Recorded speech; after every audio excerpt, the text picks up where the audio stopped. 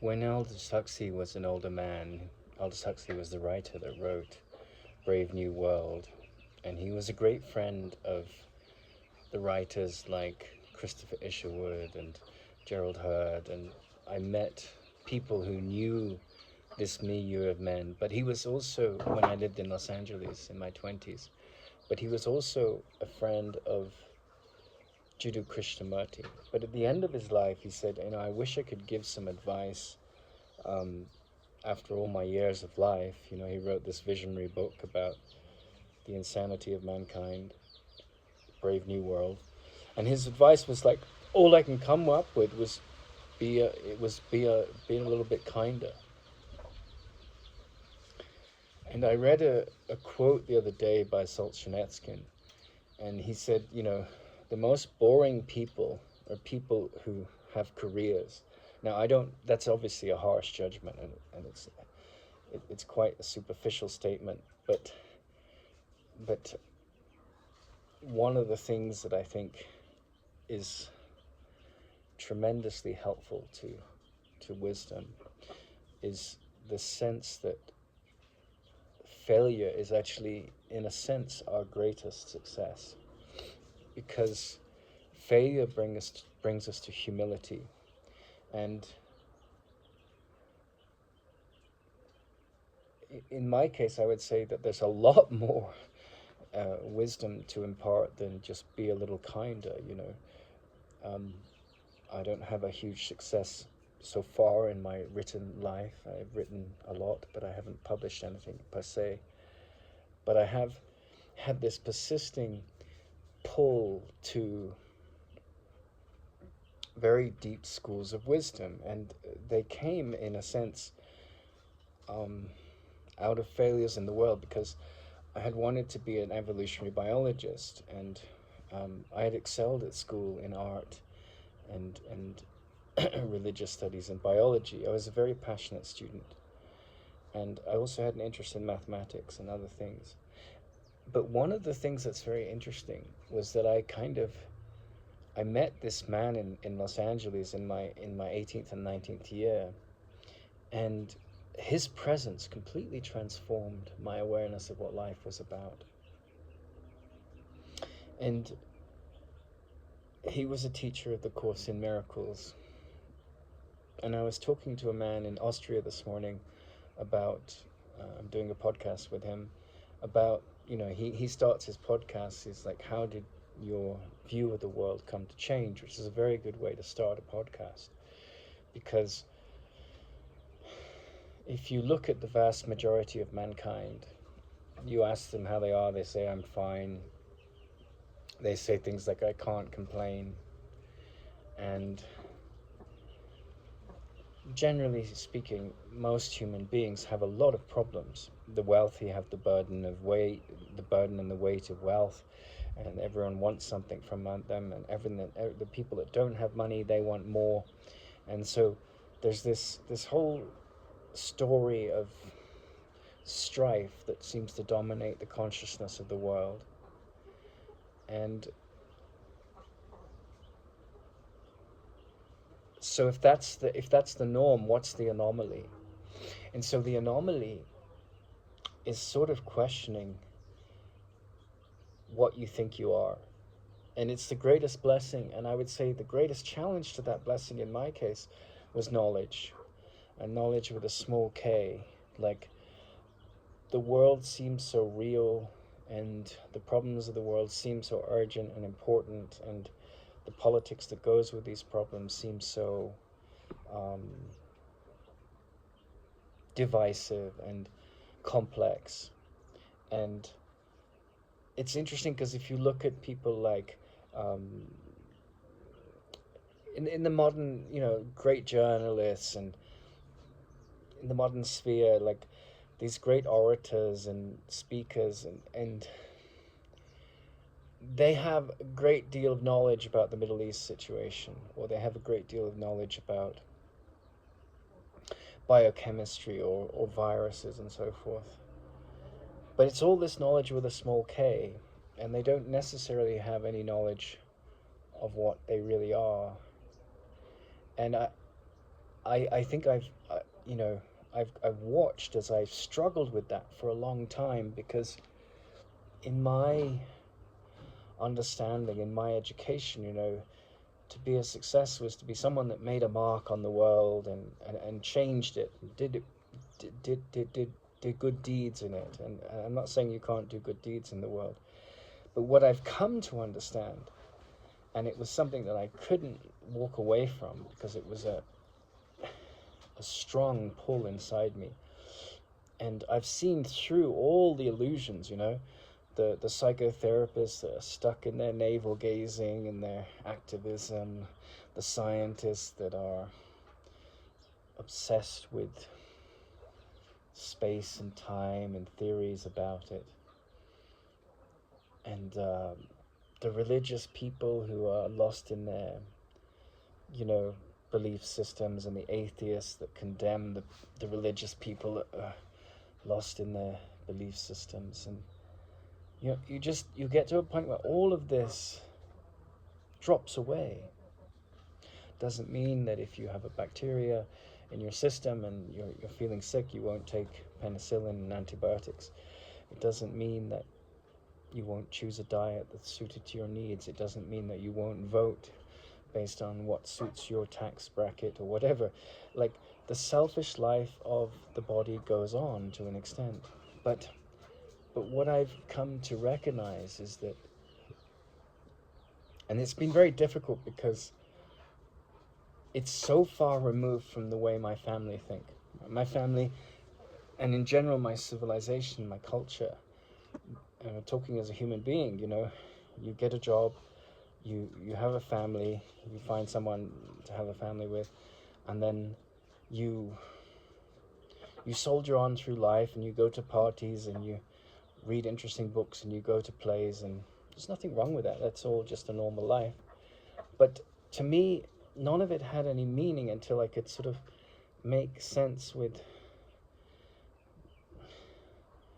some deeper wisdom, and make contact with some deeper wisdom. And I couldn't put this into words, but it was definitely a pull in me, and I couldn't find that wisdom in the organized church, and I couldn't find it in philosophy, and I couldn't find it in the natural history of the planet, though I love nature. But I couldn't find it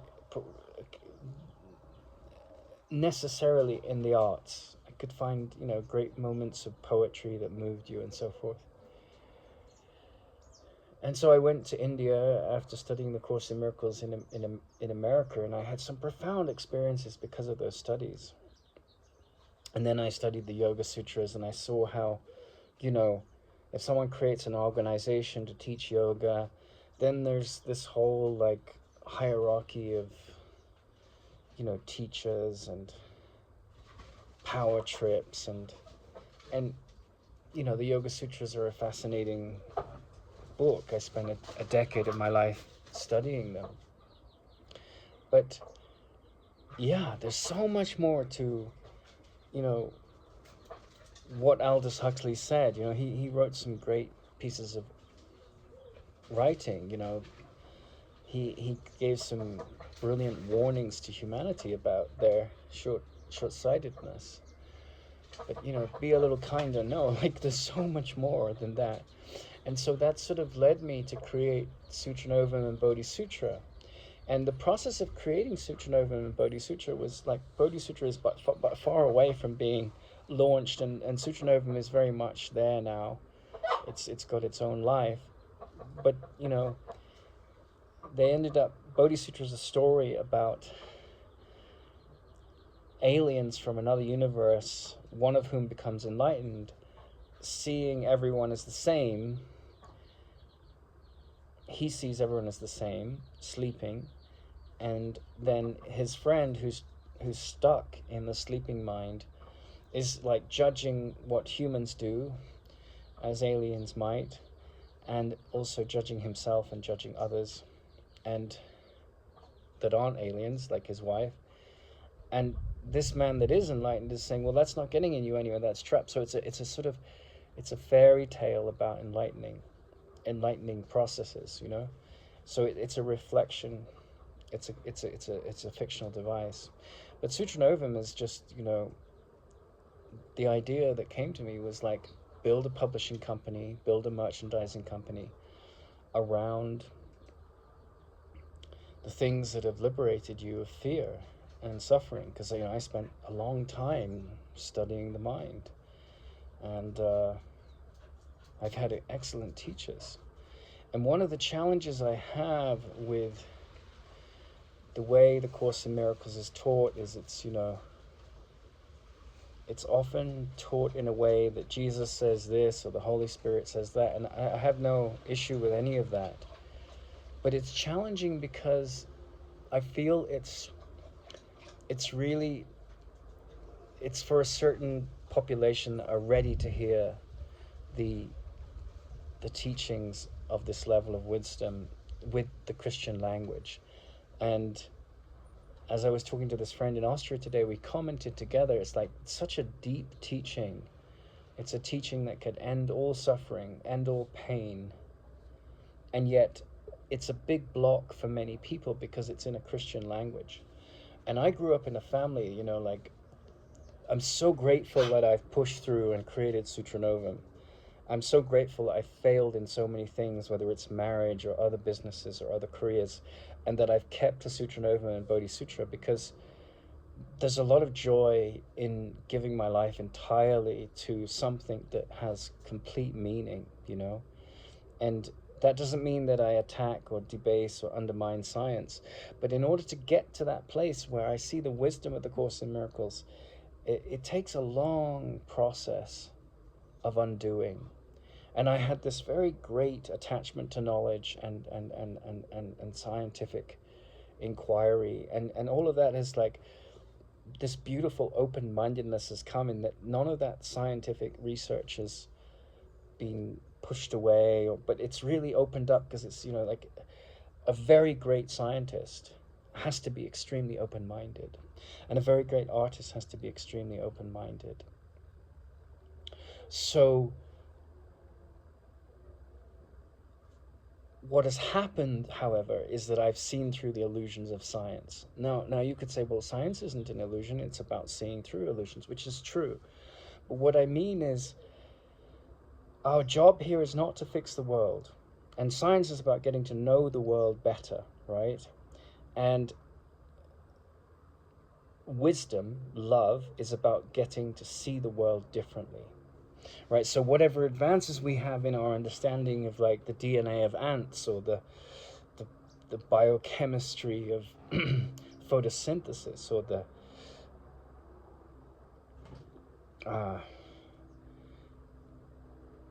processes that will lead us to master artificial hydrogen fusion, or the ethical questions that come up around artificial intelligence, or the complex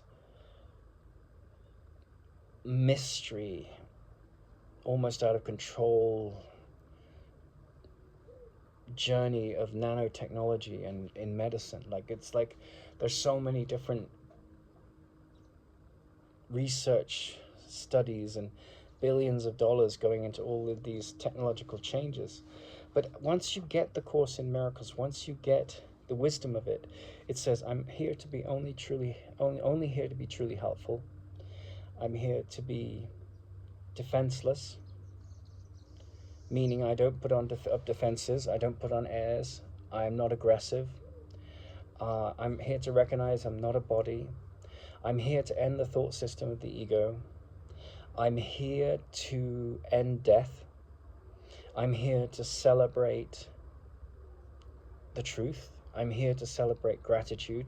I'm here to see the genius of the teachings associated with not the Christian version of forgiveness, but with the forgiveness that you could associate with anyone that is in the present moment and that isn't attached to grievances and that has died to the illusion of the identity that they've been carrying around with them.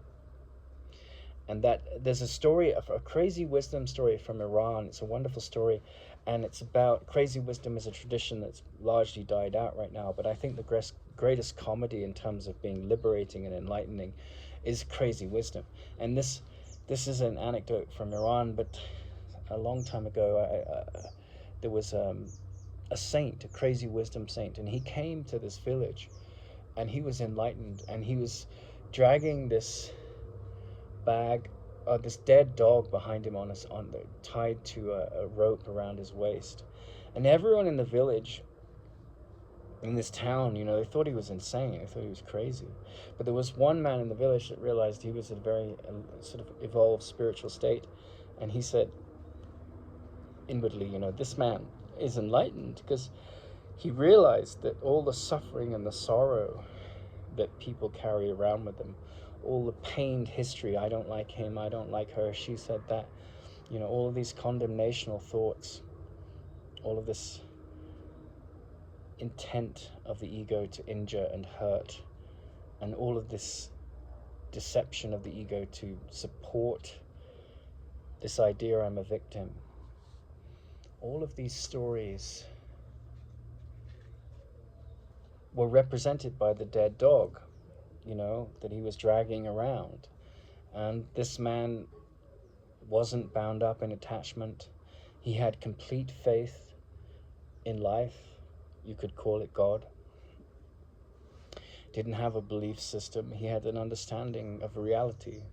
And what I found in my life is that people that are highly educated or follow a faith system, they subscribe to this organizational belief system, or these people that are, very much cultured and so forth, and have built up this barrier to look down on people into religion or organized religion. And, they have all these judgments that they're carrying around. And it's like, as my mentor used to say, these people are like, it's like their eyes are covered in bandages, and the bandages are really dirty, and they don't even see it. And so, like Aldous Huxley says, just be a little bit kinder. But, with the advent of the Course in Miracles, of Krishnamurti, of, really wise people like Ramana Maharshi, we have the capacity to say, no, there's a lot more wisdom to pass on. You're not a body. Your opinions do not have any weight in general. They're not important, right? Choose what food to eat. Choose the style in which you wish to live. Those kind of opinions are fairly benign. But, whenever you see darkness in another, you're just projecting your own illusions. And so, there's so much wisdom that goes beyond than this kind of cliche of try to be a little bit kinder. No, try to see everyone in everyone. Try to see yourself in everyone, and not this insecure, ego empathy that says I feel your pain, but see the light. And don't just try, do it, like master that, for God's sake. Put this feeble, weak, helpless, pained character behind you. Rise to the identity that you are, and see through all the tricks, the schools of getting, I call it, the power of what's it called, the law of attraction, all this. It's like, I will be happy when I master the law of attraction, and I will attract all these things in, and then I will get the things that will make me happy, because I will have enough accoutrements, enough attachments, and I will be justified in being proud about, look at me, look how important I am, or look how rich I am. And I'm not condemning the law of attraction. Use it, that's fine. But these are all ancillary things to what really matters. And the main thing that matters is, are you going to trust in life? Are you going to end your idolatry of atheism or gods or technology or science? And are you going to find out what life is really, really about? That your job here is to end guilt in your mind, which means when you judge another, or you see another in a negative light, or you attack or defend your position or another's, then you are blind, and you are not being kind to yourself or others. You're not being truly helpful, and you are totally trapping yourself in a prison of your own making. And so that is much more important than futuristic books about, the coming of great horrible totalitarian stories. Mankind as a whole has proved himself over and over again to be stupid, arrogant, insecure, judgmental, cruel. But that's not our main interest in life. Our main interest in life is to wake up. And I think that's the incredible blessing of the Course in Miracles. And anyone that has a conviction. And in that sense, also Skin's line about, the person that has a career, you could live a whole lifetime in a very stable life and you could contribute to society, but you could be full of neurosis. And at the same time, you could have a career and not be full of neurosis. But whether you have a career or not, whether you're defined by that and your place in society and whether that brings you a superficial happiness or not, what matters is that you end the neurosis, you end this fearful mind. And that's what inspired me to, I said, well, a friend said, you don't want to commercialize the Course in Miracles. Well, plenty of people commercialize the Course in Miracles. Plenty of people commercialize weapons and make billions of dollars out of attack thoughts that lead to weapons. Divorce counselors. It's like there's an endless industry around our destructive thoughts. But my idea was like, why not create a business that celebrates what I found to be the most liberating thoughts that have ever graced the planet, and to turn it into a brand that is based on that instead of the illusion. It's like there's this brand called Smiley, and I'm not meaning to put things down because it's like he says, I want to bring happiness to the world, smiley faces. Well, that's kind of a superficial kind of brand, but yeah, of course a smile is a beautiful thing, but it can be a fake smile, So I wanted to create a brand that went somewhat deeper, and then like Nike, just do it. It's all about activity and achievement, and there's nothing wrong with that. But then I was like, well, what about a brand that's like dealing with the fact that there's a lot of depression, there's a lot of war, there's a lot of conflict, and what is at the root of all of that? Why not create a brand around that? And so that's what inspired me, and then maybe a publishing company. And if you look at a lot of the publishing companies out there, companies like Hay House and Sounds True, they have wonderful stuff, but then a lot of it is about this sort of like angel cards and woo-woo channelers and Pleiadians. And I'm not against any of that. I'm not judging any of that. I'm really not.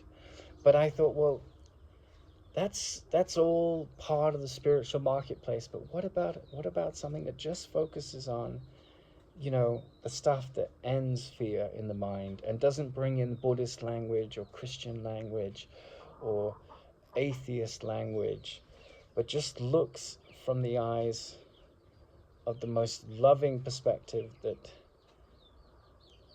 is inspired. And that's the seat of what I came to do with Sutra Novum. And it's like, as I got to the point where I saw through all the illusions, I thought, okay, I'm ready to start a YouTube channel, I'm ready to do podcasts, I'm ready to create products. And it's coming from this sense of having a purpose. And the purpose is not so much to fix the world, because that's not my job, but to fix my sense of my role in the world.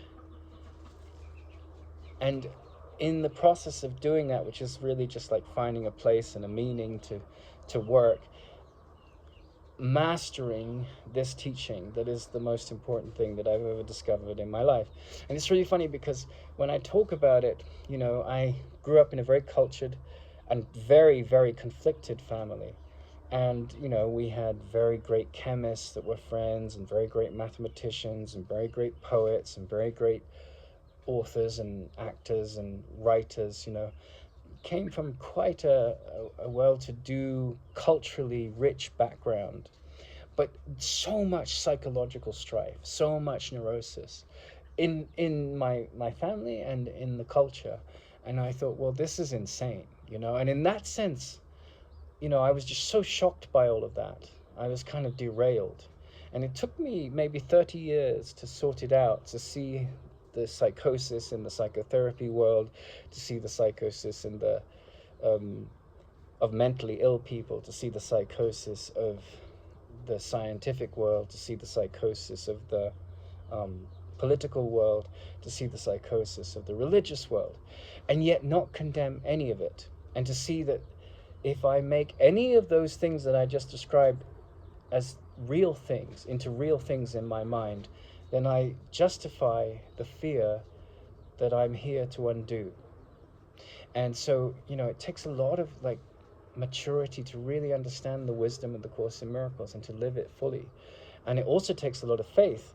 And as the Course says, a lot of our faith is invested in money, it's invested in relationships, it's invested in position in society, it's invested in so many things which are in medicine, and the real fear is in our minds. And so when we look into that fear and we start to dismantle it and to disenthrall our passion for it, then solving the great crises of the world with policies and so forth, that becomes the domain of certain people, right?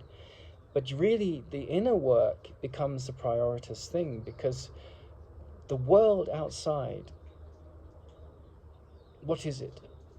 Are we an effect of that world? Are we the produce of that world? Did the world create us?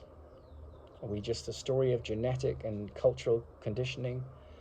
Or is the world itself an effect of our minds? Are we the cause of it? And that's the fundamental question. And so, that question is the question you have to ask. And once you start to get wind of the fact that it's the latter, that the world is an effect of our minds, we caused it, then we have a lot of power. And then there's a lot more wisdom and happiness and joy and meaning and freedom to an individual that transcends his individuality. A lot of freedom is the special word, because it's like you're not trapped in the illusions of the world. Everyone around you is. But that freedom comes, and that's really what it's about. And so of course you'll be much kinder, you'll be much more circumspect. You won't have issues with saying no to things that aren't supportive or helpful. And you'll have a deeper sort of intuition about those things. And you won't shame or be shamed. And you won't put up with fools. And there's plenty of fools in the world. And when I say put up with fools, I don't mean you're going around saying he's a fool, he's a fool, he's a fool, because you're really just seeing yourself when you call someone a fool. And so it's the ending of the idea there are fools. But you're not pandering to insecurity. You're not feeding insecurity. And that's mastery. And it takes a long, long, long journey. It's a long process. But there's so much more wisdom out there than, follow this mantra my devotee, as the gurus in India say, or do this prayer like the Catholic priests say, and all of this. I'm not condemning any of that. The Yoga Sutra says there is endless paths to wisdom, but I'm saying we live in a time which came after the Course in Miracles. We live in a time of extreme scientific brilliance, and somehow there has to be voices in the world that speak to this clarity that transcends the belief, that dominates the mind of the age, that we are an effect of the world when we're actually the cause of it. And that's such a powerful thing, There were very spiritual beings in India that could change the very weather, And so, it seems like a very arrogant statement, but it's actually the most humble statement, because you're turning the mirror around from being this very insecure, weak, meaningless character that's just run around by circumstances, just washed around, and your reactive mind dominates, to this sense that you have enormous responsibility, primarily to yourself, not to deceive yourself about what is loving, and to prove the truth behind, and I'll say that again, to prove the truth behind the statement that love created me like itself. Now, what does that mean, to prove the truth behind that statement? It means you are the litmus test in your mind of your activity, right? So what you think is going on in your mind is a mirror And the mirror has to be held up to a different set of standards. Is this loving? Constantly you're saying, I don't know, I don't know, I don't know. I want to learn what loving is. Because if there isn't salvation in learning what loving is, life has no meaning. And so the world can be, full of deceit and immorality. But you take a path where you say, I will not follow that model. I will not be deceived by that illusion. I will stand up to the impeccability of my potential character. And it won't be potential anymore, it'll be actual. I will turn the other cheek. I will see beyond the frightened, scary voices of the world that attack and defend, and I will not play that game. And in so living from that state, you start to become something that is aligned with your true nature. You start to recognize what love is. And that's all. Like it's not about having children or not having children, or making money or not making money, or being a religious person or following a belief system, or being a good citizen. All of that stuff is secondary. What's primary is, are you going to listen to the voice of truth inside you? Are you going to transcend fear? And are you going to understand psychologically what fear is? And you're not going to judge those that are fearful. Because when you do that, you become their crucifying. You become a source of crucifixion for them, because you're attacking people that your real job is to see the innocence in them. And so this is such a liberating, beautiful path when you start to understand that there's far more to say, there's far more to represent than just try to be a little kinder. I'm determined to see differently. I will do whatever it takes to invest in understanding the truth behind the idea that love created me like itself.